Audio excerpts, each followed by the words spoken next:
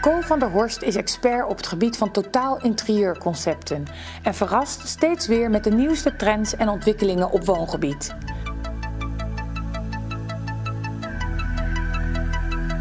Dit maakt deze winkel een voortdurende bron van inspiratie, met topmerken op het gebied van design, stoffering en verlichting.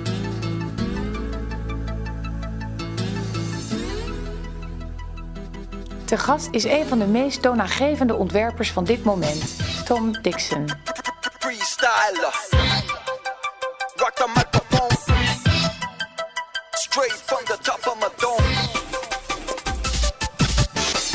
Per Centrum Wonen vraagt hem naar zijn werk en visie. What do you think of Ko van der Horst?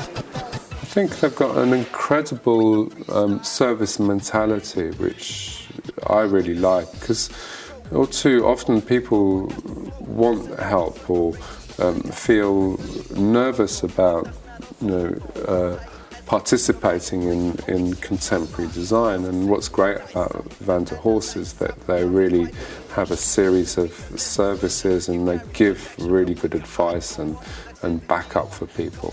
And they look after their kids. I mean, yesterday they had lots of kids here painting chairs and stuff, which I thought was really nice.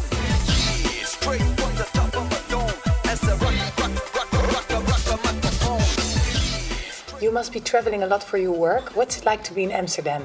It's kind of great. I've been here several times, but I don't think I've ever been out of the centre.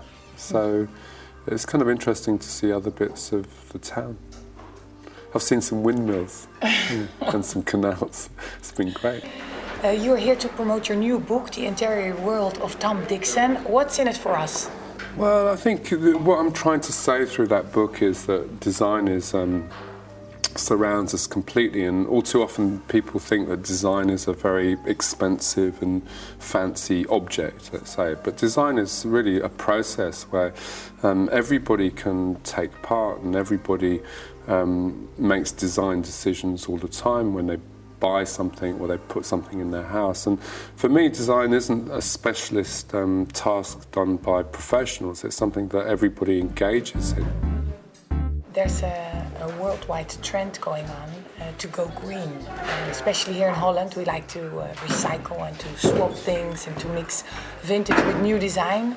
How important is this development for the way you work?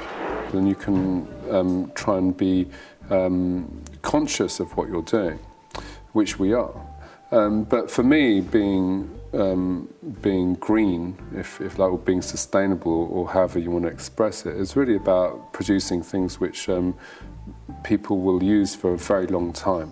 And so, our work's been a lot about how to put longevity into objects. So you'll see that the materials that we use and the way that we use them are destined to make things which will still be around, I hope, in 100 years.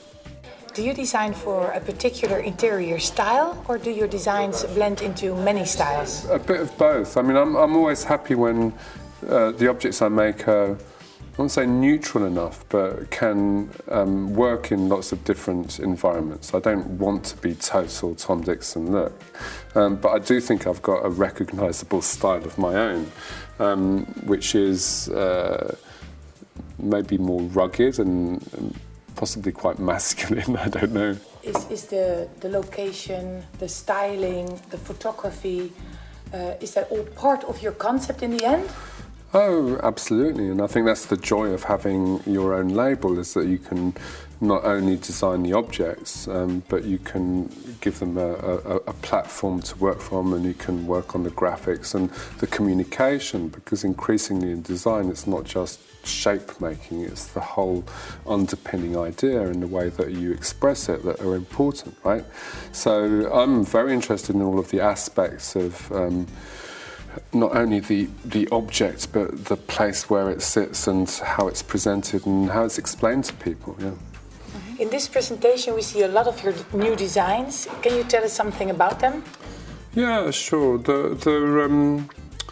Often I'm designing according to maybe even a visit to a factory I might have gone to. So this collection of lights here is made really with a factory that manufactures car headlamps, So it's an amazing factory in India where they're transporting huge lumps of glass and they're pressing them in a very kind of fiery way, and I just love the chunky bits of glass, and I think it's from when I used to have motorcycles and I used to repair them, and I always liked the lens on the front of a motorcycle. So this is directly inspired by lights that I used to play with on British motorcycles maybe 20 years ago.